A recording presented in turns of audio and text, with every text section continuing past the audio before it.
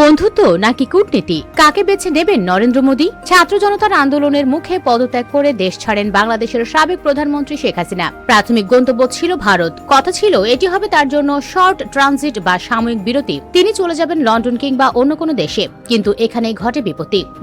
যুক্তরাষ্ট্র সহ পশ্চিমা দেশগুলো হাসিনাকে আশ্রয় দিতে সাফ না করে দেয়। ফলে অনেকটা বাধ্য হয়েই তাকে ভারতেই রেখে দিতে হয় মোদী সরকারকে। কিন্তু এই আশ্রয় এখন মোদী সরকারের জন্য শাখের করাতে পরিণত হয়েছে। একদিকে দীর্ঘদিনের পরীক্ষিত বন্ধু শেখ হাসিনা, অন্যদিকে বাংলাদেশের নতুন অন্তর্বর্তীকালীন সরকার এবং দেশের বিশাল জনগোষ্ঠী। হাসিনাকে বেশি দিন রাখলে বাংলাদেশের সাথে সম্পর্কের অবনতি, আর ফেরত দিলে বন্ধুত্বে ফাটল। এই দ্বিমুখী সংকটে এখন দিশেহারা দিল্লি। তবে সংকট শুধু ভারত আর বাংলাদেশের মধ্যেই সীমাবদ্ধ নেই। কূটনৈতিক সূত্রে খবর, শেখ হাসিনাকে বাংলাদেশের হাতে তুলে দিতে ভারতের উপর প্রবল আন্তর্জাতিক চাপ সৃষ্টি হয়েছে। বাংলাদেশের অন্তর্বর্তী সরকারের প্রধান উপদেষ্টা ডক্টর মোহাম্মদ ইউনুস স্পষ্ট বার্তা দিয়েছেন যে স্বৈরাচারী শাসকের বিচার নিশ্চিত করতে তাকে দেশে ফিরতেই হবে। আমেরিকা এবং ইউরোপীয় ইউনিয়ন বাংলাদেশে গণতন্ত্র ও মানবাধিকার লঙ্ঘনের ইস্যুতে অত্যন্ত কঠোর অবস্থানে রয়েছে। শেখ হাসিনার বাতিল করা কূটনৈতিক পাসপোর্টের কারণে তিনি এখন ভারতে কার্যত অবৈধভাবেই অবস্থান করছেন বলে মনে করছেন অনেকে। শোনা যাচ্ছে পশ্চিমের একাধিক দেশ ভারতকে পরোক্ষভাবে চাপ দিচ্ছে যাতে হাসিনাকে বিচারের মুখোমুখি করতে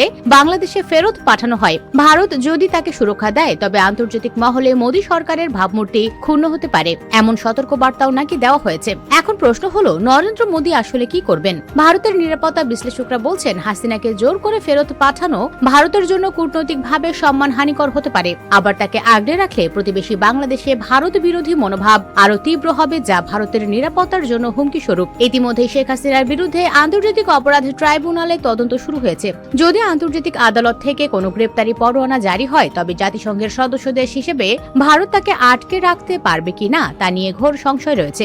রাজনীতিতে শেষ কথা বলে কিছু নেই। শেখ হাসিনা কি ভারতেই থেকে যাবেন, নাকি মোদী সরকার আন্তর্জাতিক চাপের কাছে নতি স্বীকার করে তাকে ফেরত পাঠাবে? পরিস্থিতি যেদিকে মোড় নিচ্ছে তাতে নরেন্দ্র মোদীর সামনে কঠিন পরীক্ষা অপেক্ষা করছে, এতে কোনো সন্দেহ নেই।